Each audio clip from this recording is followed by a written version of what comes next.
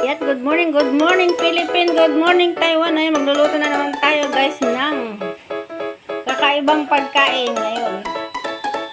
Eto guys, yung magluluto ako nitong cucumber. Ayan.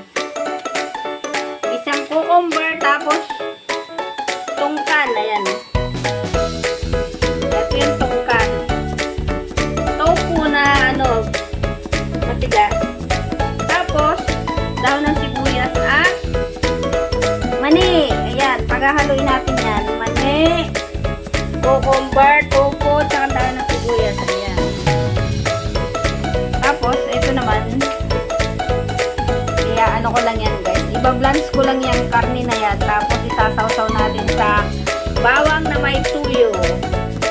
At magba-blance na rin ako ng talbos kamote. Puro blance ang pagkain namin ngayon. Iba-blance namin yung talbos kamote guys. Tapos, ito ang lahok niya, bawang. Ayan. Ayan guys, ang sarap nito guys. Kung nasubukan nyo guys magluto ng ganito, yan ay yung mani. Ayan, sabi ko na nga, ito ang ating lulutuin yan guys. So, yung cucumber na hiniwa ng maliliit at saka yung tukwa. Tungkan niya kasi yan, matigas na tungkan. Kasi buyas. So, ayan, paulit-ulit na lang akong pagbibigyan ko. So, diba guys, sa ating piniprito guys, ito dito hindi. Iba-blance lang yan guys. Tapos, pagkatapos ng ma-blance niya na isasawsaw lang sa tuyo at suka. O diba healthy yung ating kakaining karne, hindi natin igigisa, hindi natin ipiprito, iba-blance lang. Tapos syempre, may isda din sila. Oh. Actually, dalawa lang ang bisita ko ngayong tanghali kasi nasa simbahan si Amo. Tapos yung isang kapatid lang niya ang darating dito, kaya konti lang yan lulutuin ko. Yan lang guys. Tapos lang mo iba-blance ko, ayan. At syempre, babad ko na rin sa tubig yung aking lulutuin kamuti. Ang alaga ko kasi guys, hindi kumakain ng kanin. So, kamuti lang yan. Nilalaga ko lang yung kamuti na yan. Tapos yan, isasama ko sa pagkain niya. Bawat kakain siya, may isang kamuti. Saka yung matandang talaga dito, yung pang merienda niya, kamuti na rin. So, kaya marami yan. Ipagsasamahin ko na sa magluluto. Ayan. Wait na lang guys, at ako'y mag-uumpisa ng magluto.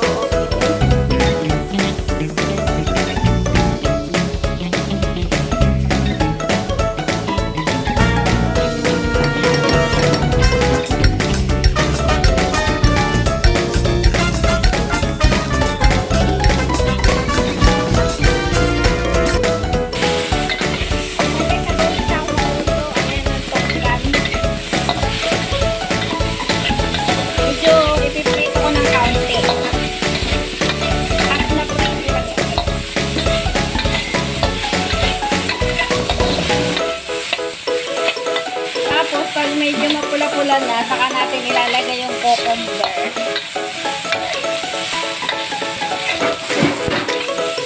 Masarap siya guys, subukan nyo magluto. Dito ko lang ito naranasan sa Taiwan. Magluto ng ganito. Eh medyo na siya guys, medyo na prito na ng konti. Pwede na natin ilagay yung cucumber.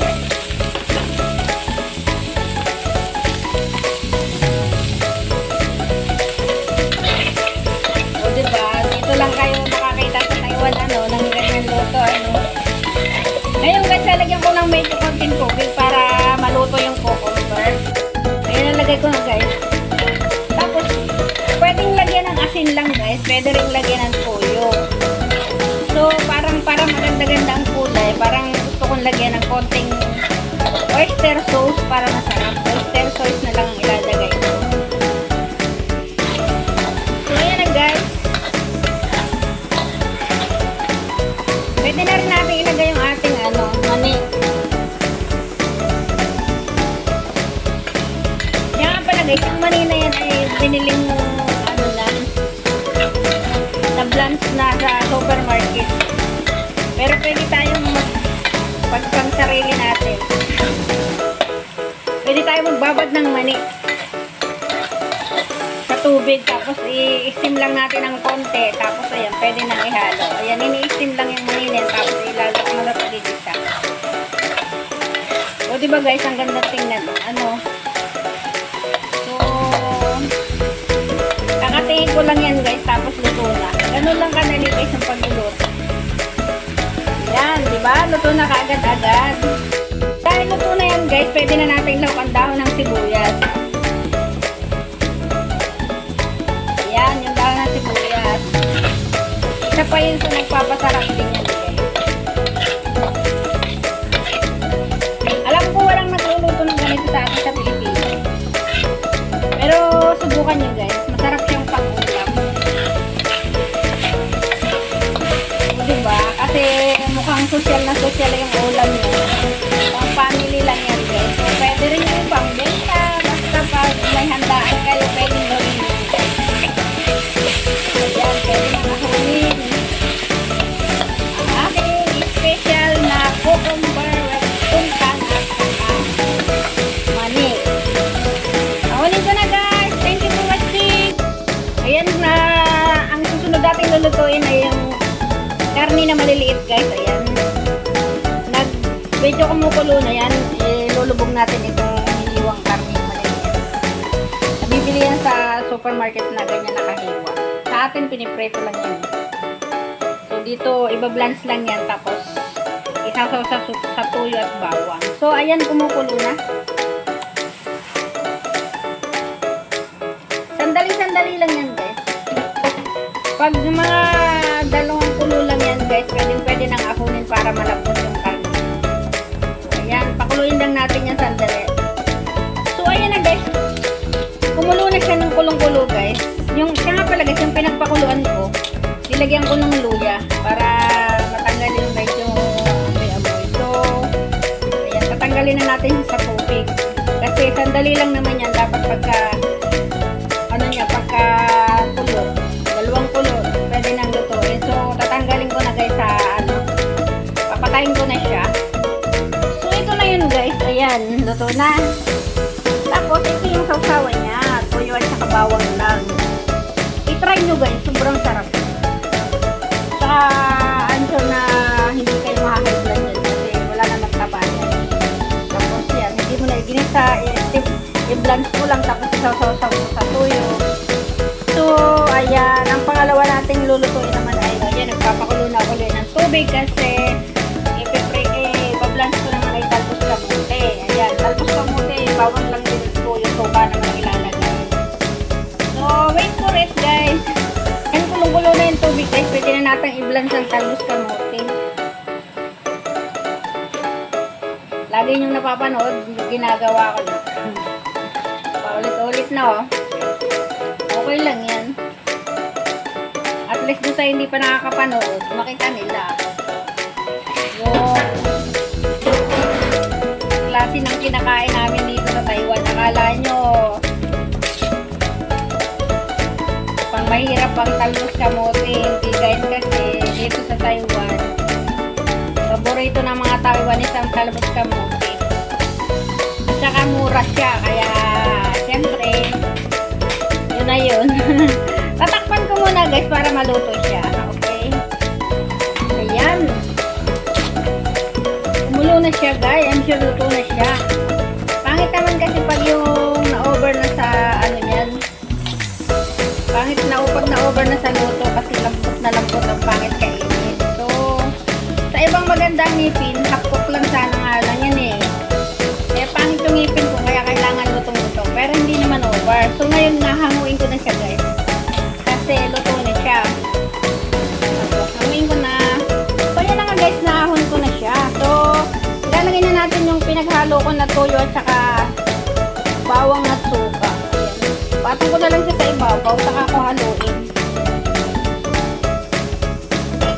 Ayan, ganyan lang kasi guys yung pagluluto ko ng ng talbos kamote. O, diba? Gayahin nyo ako guys kasi makakatipid kayo sa pagkain. O, diba? Pwede na yan. Ang iluluto ko naman kasunod ay isda. O, ayan guys, ito yung panghuli kong lulutuin guys. Ayan. Medyo malayo ako kasi baka matalsikan ako. Tapos naka-ready na din yung paglalagyan ko guys ng isda. Ayan o. Nilagyan ko ng paper towel para matanggal yung mantika. So ayan guys. guys, pag nagpiprito nga pala ako, tinatakipan ko. So, tatakipan ko muna yan hanggang sa maluto yung loob. O, diba? Sa mahinang apoy lang yan, guys. Binaliktad ko na nga pala, guys, yung isda. Tapos, tatakipan ko ulit yan para tigkabila yung lutong-luto niya. Kahit hindi mo yan tustahin, guys, ay lutong-luto yung loob. Kaya, kailangan takipan natin para masarap yung pinirito ng isda. So, tatakipan natin ulit. So, ayan, feeling ko lutong-luto na siya, guys. Kasi, guys, alam nyo, ayaw nang maamo ko ng dating isda. Gusto nila yung, parang ako din, gusto nila yung sa ibabaw lang yung pistado, pero yung ilalim nila, eh, creamy. O, diba? Malapit na siya. Konting-konting na lang, guys. At talaga namang maluluto natin ang aking isda. At yan na lang yung last na lulutuin ko. At tapos na din ako magluto. Diba sa atin, yung dalawang islang yan, parang 2 tao lang kakain yan. Eto, isang pamilyang kakain yan dito. Yung pamilya naman yun ay mga 3 tao, 5 tao. Kasi yan sa 5 tao dito, guys. So, ayan na nga, guys. Ahonin ko na. Ayan, thank you for watching. So, ayan for today video. Ayan na nga po ang aking niluto. Ayan yung aking isda. Nilagay ko sa paper towel. Ayan. Tapos ito yung talbos kamuti na nilagyan ng tuyo, suka, bawang. At yung karne na maliliit. Ang sausawan ay tuyo at bawang lang. At syempre, ayan na nga yung pinakamasarap. Yung tungkan, cucumber, tapos mani. Tapos nilagyan ng dahon ng sibuyas. At syempre, hindi mawawala ang brown rice. Ayan. Brown rice ang pagkain namin ngayong araw na to. So, ayan guys. Thank you for watching. Sana wag kayo magsasawang manood sa aking mga pinopost ng mga Taiwanese food. I love you all guys. Sana mag-subscribe kayo para at pindutin nyo na din yung notification bell para kung lahat ng mga ina-upload ko para sa